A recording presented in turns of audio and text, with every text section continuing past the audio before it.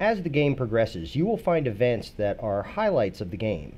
Make sure to comment on these or tag them so that you can easily locate them later. These clips can also be dropped into the playlist as they occur. The playlist also has 10 clip bins, but you can add as many as you want. These are used to help you organize these playlists as you create them. Go to the clip list mode and select an event and then select a camera angle. Hit Add to Playlist to drop that camera angle into the playlist. You could also drag and drop with the mouse from the clip list into the playlist.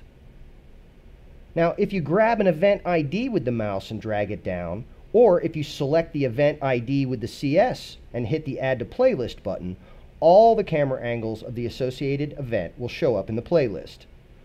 You know, it may be easier to eliminate 2 angles that you don't want as opposed to adding the 4 angles that you do.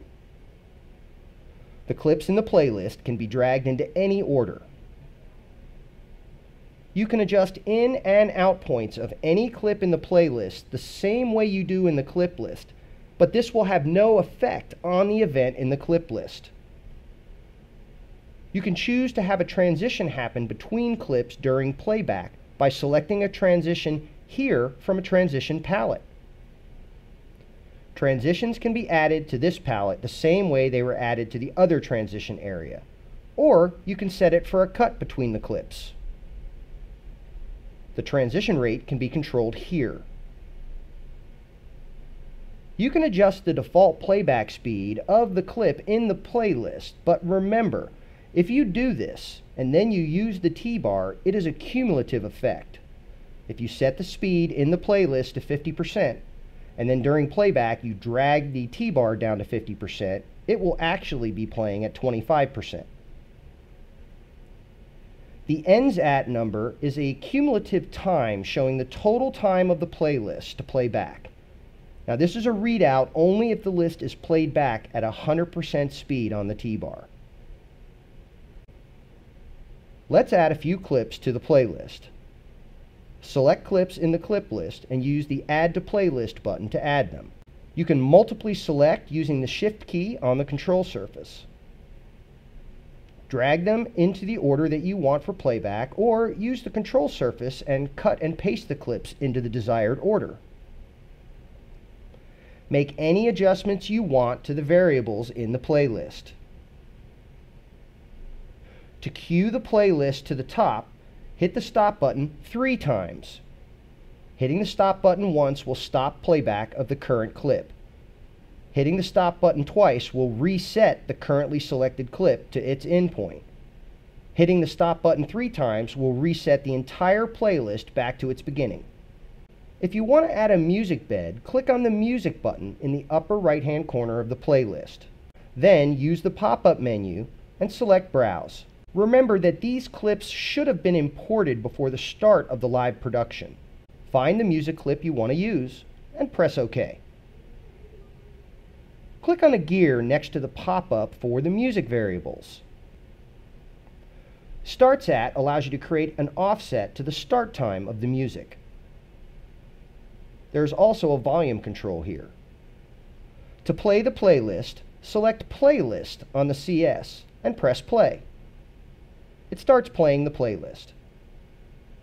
If you wish to push to the next clip, hit the Next Clip button on the transport controls, and this will advance you to the next clip. It will actually start playing that next clip from the beginning of its transition. You can also start any playlist from any point in the playlist simply by selecting a clip within the playlist and initiating playback. The playlist will play that list from the selected clip to the end of the list. There's also an Add Media button in the playlist. This will allow you to load clips and media imported or added to the media drives during a production. This is perfect for adding a sponsorship bumper to the beginning of a replay. Use the tabs to create different playlists and organize them. Remember, you can add as many tabs as you want and rename them.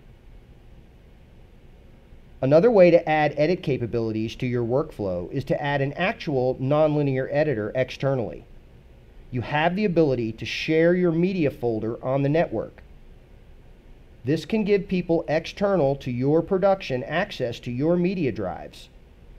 In this case, we can add edited clips or video packages to those media drives during a production. You want to make sure that they are a file format that will play back correctly.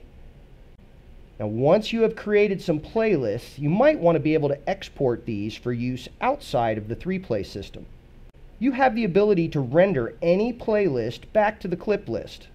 This will make it available for export using the media exporter outside of the live production interface. To render a playlist to the clip list, hit the Export to Clip List button in the upper left corner of the playlist. The clip name that is created will match the name of the tab that it was rendered from. These rendered clips will now be available for use outside of the 3-play.